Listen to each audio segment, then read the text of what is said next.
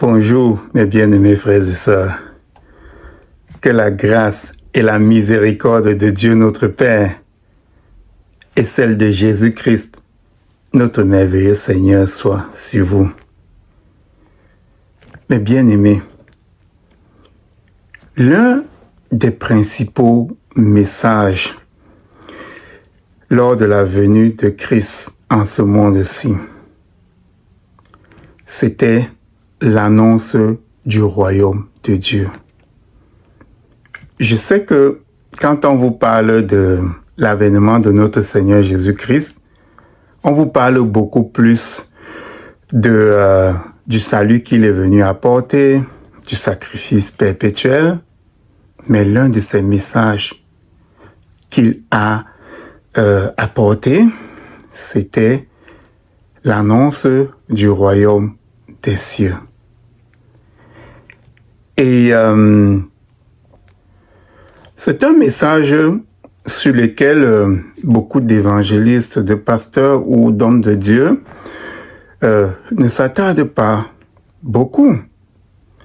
Mais nous savons que si nous devons vivre éternellement, si nous sommes sauvés et si nous devons vivre éternellement, nous devons vivre dans un royaume qui est le royaume des cieux. Alors, si il y a un royaume, alors il y a une façon d'entrer dans le royaume. Écoutez, dans les pays du monde, quand on est peut-être originaire d'un pays et qu'on veut entrer dans un autre pays, il y a généralement des formalités qu'on remplit. On doit avoir un passeport, on doit avoir un visa, qui est comme une autorisation d'entrer dans ce pays. Aujourd'hui, nous sommes dans le monde. Quand nous sommes dans le monde n'appartient pas à Dieu. Le monde est différent du royaume de Dieu, les pratiques du monde. C'est pour ça que quelque part, les apôtres et puis même Jésus-Christ disaient, n'aimez pas le monde, parce que le monde tel qu'il est actuellement est un pays, est une patrie, est un royaume qui est différent du royaume de Dieu. Alors quand Jésus-Christ est venu, il a mis les bases du royaume de Dieu. C'est un royaume que beaucoup de gens ne voient pas aujourd'hui parce qu'aujourd'hui, quand on a un royaume terrestre, il y a une capitale, il y a des citoyens qu'on voit, il y a plein de choses qui caractérisent ce royaume. Mais le royaume de Dieu aujourd'hui n'a pas encore de capitale parce que la nouvelle Jérusalem qui va être la capitale du royaume de Dieu n'est pas encore descendue. Il y a une Jérusalem qui est piétinée par les païens, qui est qui est disputée par les musulmans, par les juifs, par les chrétiens, et ce n'est pas la capitale du royaume de Dieu, mais il va y avoir une capitale. Donc, le royaume de Dieu existe aujourd'hui et notre Seigneur Jésus-Christ est venu mettre les bases de ce royaume. Et ce royaume aujourd'hui est un royaume qui est constitué des fidèles, des personnes qui sont en train d'attendre le retour de leur roi. Retour qui va arriver un jour ou l'autre. Et nous commençons à voir déjà les signes annonciateurs de ce retour-là. Donc, ce royaume qui existe déjà et qui ne peut pas être vu par tout le monde, juste par des initiés, selon une parole de notre Seigneur Jésus-Christ, qu'il dit dans l'évangile de Jean, au chapitre 3, nous allons revenir dessus. Donc, ce royaume, lui aussi, a ce qu'on peut appeler un visa d'entrée. Je me souviens que quand j'étais là-bas, dans mon Cameroun natal, dans ma galère, une galère où quand on se levait le matin, on ne savait même pas si on allait manger de la journée. Alors, pendant que j'étais dans cette galère-là, vivant dans le ghetto, dans des situations assez difficiles, je rêvais d'aller dans des pays où les conditions étaient meilleures. Je rêvais de la France, je rêvais des États-Unis, je rêvais de l'Europe. Et je me souviens que pour aller dans ces pays, les visas d'entrée, déjà même, où est-ce que tu trouvais l'argent pour te faire un passeport? Déjà, c'était là le premier problème. Trouver l'argent pour te faire un passeport dans ton pays. Et puis après avoir eu le passeport, il faut faire des démarches pour aller dans ces pays d'Europe, dans ces pays d'Amérique. Mais qu'est-ce qui se passait? Parfois, quand tu arrivais devant ces ambassades, tu voyais la queue. Tellement les gens étaient dans la misère qu'ils passaient des jours. Je me souviens même qu'il y avait des personnes qui se levaient tôt, très tôt le matin. Parfois, ils ne dormaient même pas. Ils dormaient devant l'ambassade pour être le premier à venir déposer son dossier et puis aller attendre. Ensuite, on t'appelle et on te refuse le visa. Parce que tu es pauvre, parce que tu ne peux pas prouver que tu vas revenir, ainsi de suite. On te soupçonnait de ci, on te soupçonnait de ça. Tout simplement parce que tu étais en train d'aller chercher une belle condition dans un autre pays.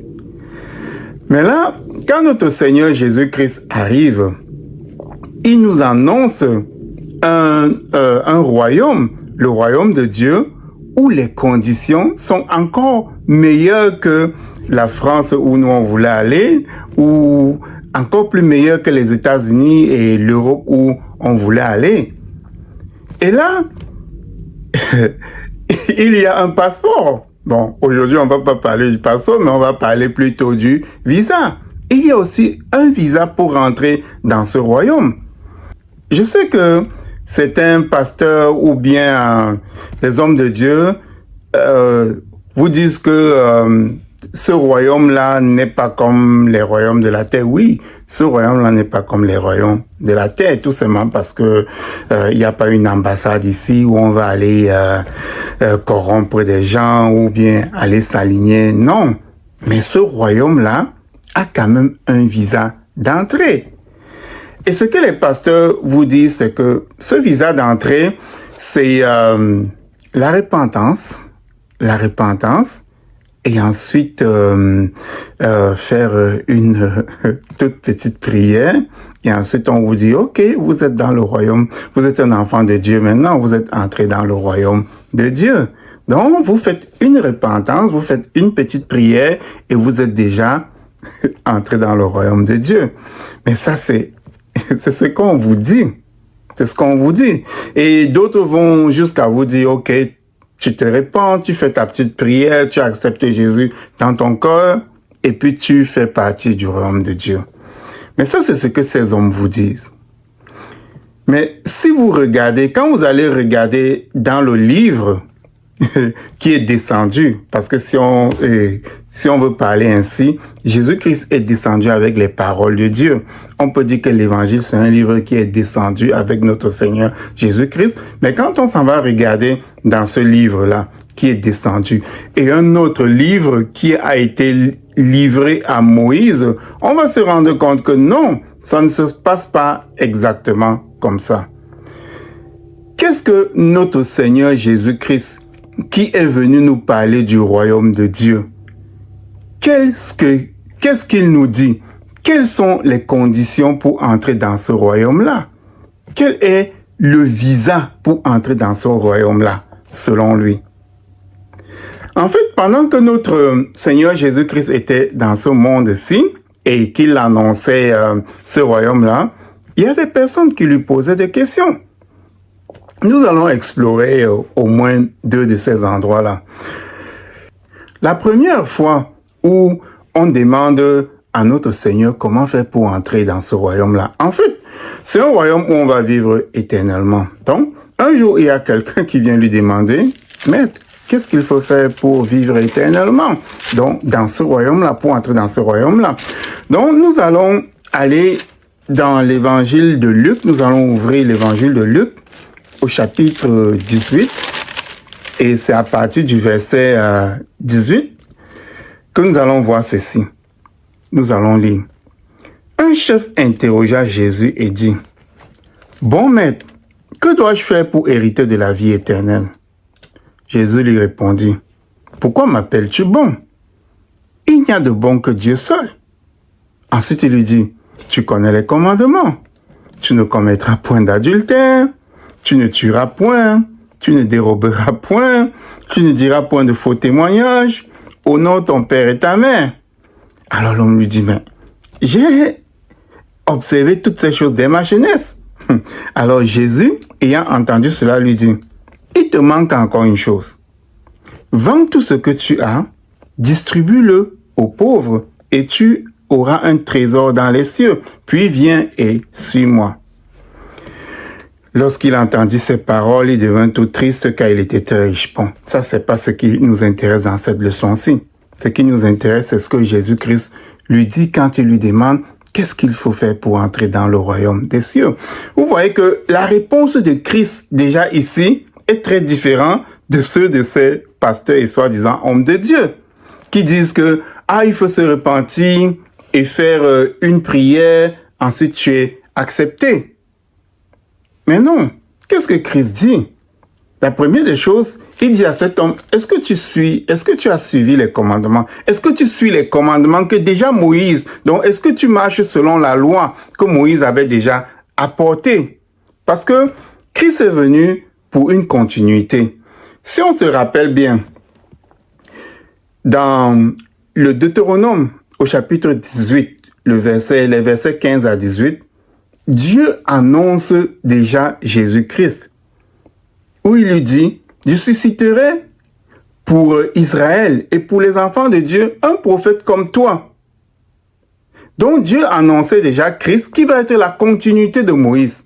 Donc ce que Moïse a commencé par les lois, Jésus-Christ vient juste continuer. C'est pour ça que Jésus-Christ à un certain moment dit, ou c'est dans l'évangile de Matthieu, au chapitre 5, il dit, « Ne croyez pas que je suis venu abolir la loi et les prophètes. Non, je ne suis pas venu abolir la loi et les prophètes, mais je suis venu accomplir. Je suis venu comme pour une continuité. » Et il dit que tant que le ciel, le soleil et la lune va subsister, il n'y aura même pas un seul iota de la loi qui va disparaître, jusqu'à ce que tout se réalise. Voilà pourquoi quand cet homme lui pose la question, « Maître, que faut-il faire pour entrer dans le royaume des cieux ou bien pour obtenir la vie éternelle ?» Il commence par lui dire, « Est-ce que tu marches selon la loi ?» Alors l'homme lui dit, « Oui, je marche selon la loi depuis mon enfance. » Alors Jésus est déjà content. Ensuite il lui dit, « Il te manque une chose, parce que dans l'évangile de Marc même, il y a un passage dans l'évangile de Marc où cette même histoire est racontée. Et là, j'aime ce que l'évangéliste dit à cet endroit-là. Il dit, quand cet homme-là dit à Jésus, j'ai observé toutes ces choses depuis mon enfance, l'évangéliste dit que Jésus-Christ le regarda et il l'aima. Donc Jésus commence à l'aimer parce que il marche selon la loi. Et puis, deuxièmement, il lui dit, ok, il te manque une chose à faire. Vends tout ce que tu as, donc dépouille-toi et puis suis-moi. Parce que on ne peut pas s'encombrer des choses de la terre et puis suivre Jésus. Voilà pourquoi il lui dit, dépouille-toi de toutes ces choses et puis suis-moi. Donc ici, il en ressort deux choses pour entrer dans le royaume des cieux. Donc, les deux visas, selon ce passage ici, c'est marcher selon la loi, premièrement, et puis deuxièmement, suivre Jésus-Christ. Voilà les deux visas qui peuvent sortir. Donc, voilà les deux choses qui constituent le visa d'entrer dans le royaume de Dieu, de la bouche de Jésus-Christ lui-même. Alors maintenant, il reste encore quelque chose. Et cette chose qu'il reste encore, nous allons aller dans l'évangile de Jean, au chapitre 3. Au chapitre 3.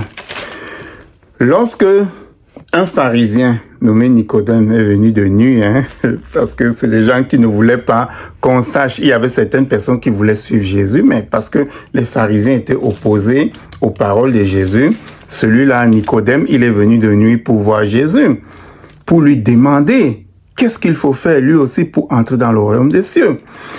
Alors, dans l'évangile de Jean, au chapitre 3, à partir du verset 3, mettons si on commence par le verset 1, cet homme-là lui dit, non, voici ce qui est dit.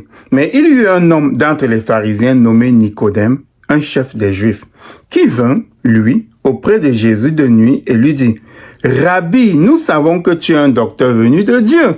Donc tu es venu de Dieu, ok? Apporte-nous, qu'est-ce que tu nous dis qui vient là-bas du ciel? Il dit, car personne ne peut faire ces miracles que tu fais si Dieu n'est avec lui. Alors Jésus lui dit, en vérité, je te le dis, si un homme ne naît de nouveau, il ne peut voir le royaume de Dieu. Est-ce que vous voyez? Donc, Jésus est en train de dire, il y a ce royaume-là qui existe déjà, il y a ce royaume qui est là. Mais si quelqu'un ne naît pas de nouveau, il ne peut même pas voir ce royaume qui est déjà là. Nous le savons, Jésus-Christ est venu mettre les bases et les fondements de ce royaume-là. Mais il lui dit, si tu ne nais pas de nouveau, tu ne peux même pas voir ce royaume. Voilà pourquoi beaucoup de personnes aujourd'hui ne voient pas ce royaume, mais ils pensent qu'ils sont des enfants de Dieu, ils pensent qu'ils sont du royaume de Dieu. Mais comment tu vis dans un royaume que tu ne vois même pas? Il y a beaucoup de gens qui disent que, ah non, le royaume c'est pour plus tard. Mais si tu penses que le royaume c'est pour plus tard, ça veut dire que tu ne vois pas le royaume et tu n'appartiens même pas encore au royaume. Ensuite, Nicodème, il ne comprend pas ce que Christ est en train de lui dire. Il lui dit, mais comment un homme peut-il naître quand il est vieux? Peut-il rentrer dans le sein de sa mère et naître? Et Jésus lui répondit, en vérité, je te le dis, si un homme ne naît d'eau et d'esprit, il ne peut entrer dans le royaume de Dieu. Donc Jésus vient encore lui clarifier ici, comme pour lui dire que pour entrer, parce qu'il dit, il ne peut entrer dans le royaume de Dieu. Donc ce royaume qui existe déjà là, pour entrer dans ce royaume-là, si dans nos royaumes, pour aller en Europe ou bien en France ou bien aux États-Unis comme nous on voulait aller, si c'était un visa, un cachet qu'on nous tapait dans une ambassade là, Jésus-Christ dit que le cachet, le visa là qu'on tape là, ok, pour entrer dans le royaume de Dieu, c'est naître d'eau, donc qui est le baptême, la naissance d'eau qui est le baptême, naître d'eau et naître d'esprit, donc d'obtenir l'esprit de Dieu. Donc c'est quand tu es baptisé et que tu obtiens l'esprit de Dieu, c'est ça qui est le cachet, c'est ça qui est le visa pour entrer dans le royaume de Dieu. Jésus-Christ le dit bien. En vérité, je te le dis, si un homme ne naît d'eau et d'esprit, il ne peut entrer dans le royaume de Dieu. Donc vous comprenez bien que s'il devait y avoir une ambassade, supposons que Dieu envoie une ambassade sur la terre, parce que Jésus-Christ vient comme l'ambassadeur sur la terre. C'est un peu comme si vous voulez partir aux États-Unis. Il y a une ambassade des États-Unis. Et l'ambassadeur dit que, ok, les critères pour obtenir le visa, c'est ceci. Et puis, vous laissez les critères que l'ambassadeur dit pour aller essayer d'obtenir un visa avec les critères des personnes qui interprètent ce que l'ambassadeur a dit. Et puis, vous apportez votre passeport.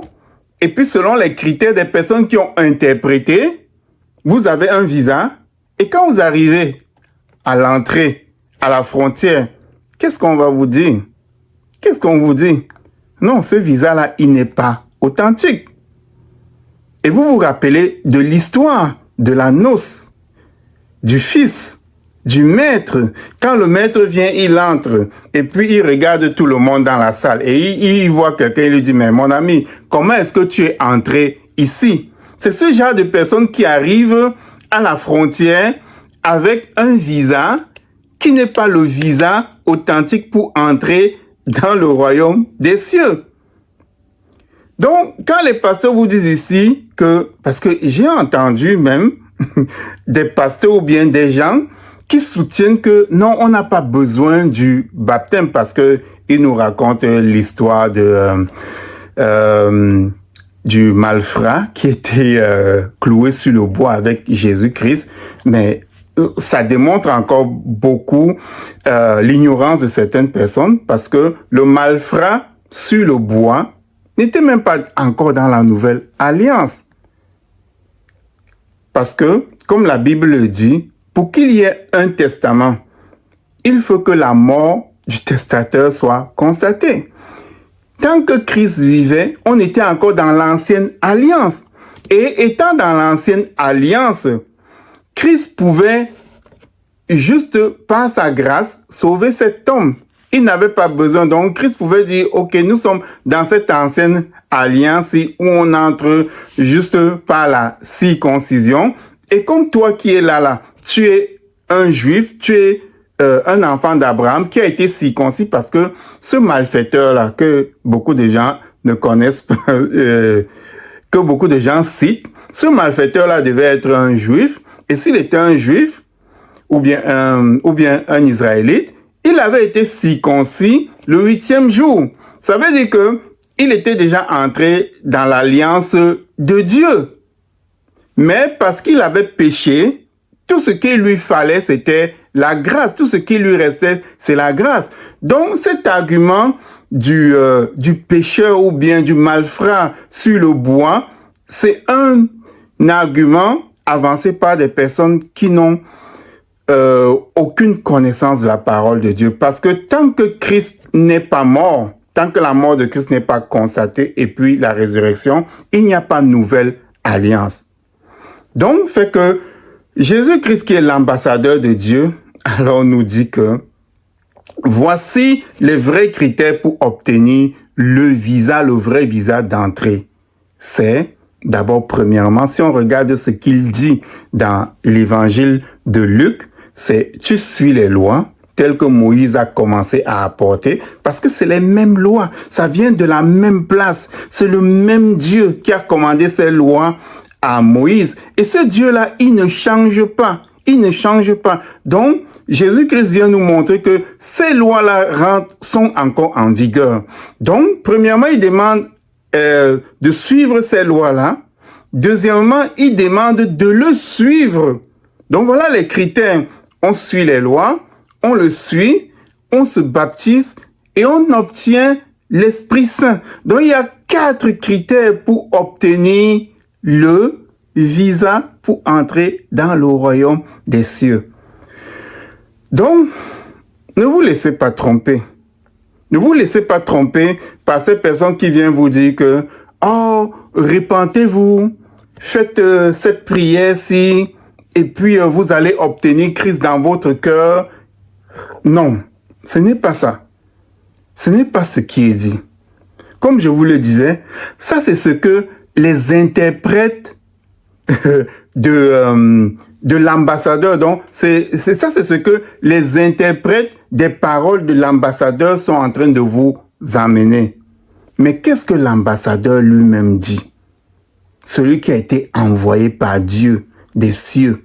Qu'est-ce que lui-même, notre Seigneur Jésus-Christ, le dit? Ce qui constitue la saine doctrine. C'est dans les lignes de ce livre-ci que vous trouvez exactement les vrais critères pour obtenir le visa qui mène au royaume des cieux. Donc voilà, il y a 4 éléments.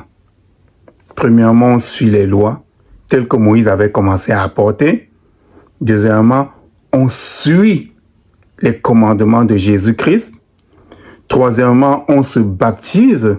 Et quatrièmement, on prie pour obtenir l'Esprit Saint. Et c'est quand on est baptisé et qu'on a obtenu l'Esprit Saint que le visa d'entrée du royaume là, est cacheté dans dans notre passeport qui est notre cœur. Hein. On n'a pas besoin d'aller acheter un papier quelque part ou bien un document. Non, le passeport c'est dans notre cœur, ok? Ou bien c'est sur notre front parce que à certains endroits on parle du signe sur le front ou bien sur la main. Donc c'est là où Dieu cachette. Donc quand on dit que tu as l'Esprit Saint, quand tu es cacheté de l'Esprit Saint dans ta main, sur ton corps, sur ton front. Donc, c'est ça ton passeport, ok? Et là, maintenant, on t'a cacheté l'Esprit Saint après que tu te sois baptisé. Alors maintenant, tu marches selon les commandements et tu suis. Donc, tu marches selon la loi parce qu'il ne faut jamais oublier cette loi-là. C'est juste une continuité. Jésus-Christ est venu continuer quelque chose qui avait été commencé par Moïse. Tu suis ces lois-là. Et puis, tu marches selon les commandements de Christ qui sont juste un éclaircissement et puis un rappel même de ces anciennes lois-là. Donc, voilà un peu, voilà ce que c'est que le visa pour entrer dans le royaume de Dieu. Mais bien-aimés, nous souffrons tellement dans ce monde-ci. Je me souviens de ma souffrance dans le pays où j'étais et que je rêvais de l'Europe, des États-Unis et puis tout, où je pouvais avoir une bonne condition. Mais aujourd'hui, je suis au Canada, je vis au Canada, mais cette condition-là est moindre. Cette condition que je vis même ici au Canada n'est rien que la condition qui m'attend dans le royaume de Dieu. Et c'est cette condition-là que nous devons chercher. C'est ce visa-là que nous devons chercher. Écoutez, les gens s'alignaient toute la nuit. Les gens se faisaient humilier pour avoir un visa pour aller dans un pays, pour encore souffrir. Parce que quand vous voyez comment nos frères souffrent là-bas en Europe, souffrent ici au Canada, souffrent là-bas aux États-Unis, et où les politiciens essayent de les rapatrier, on les humilie. Mais vous voyez toutes les souffrances qu'ils ont posées pour avoir ce visa-là.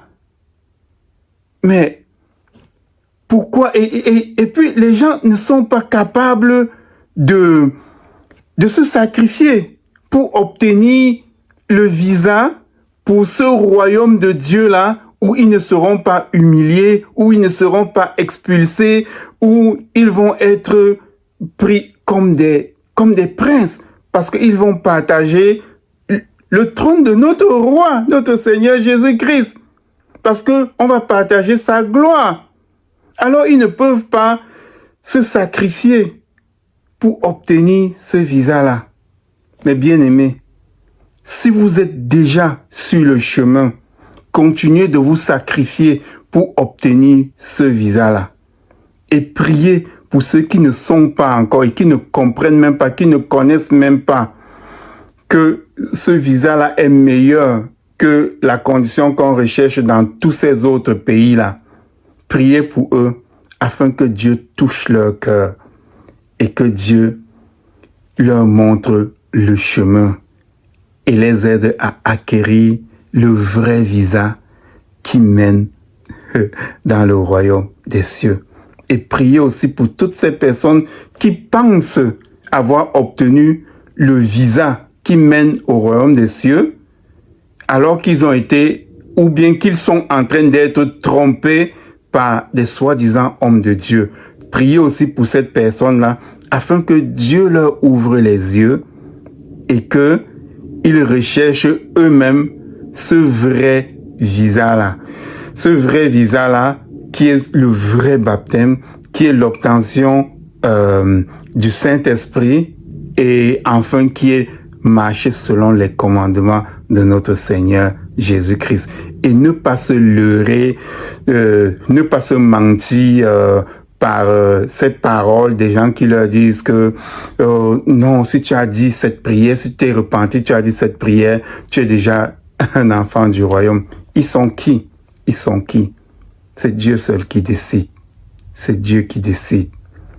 Et la décision de Dieu ne vient que lorsque nous marchons selon ce qui est écrit. Soyez bénis, mes bien-aimés frères et sœurs.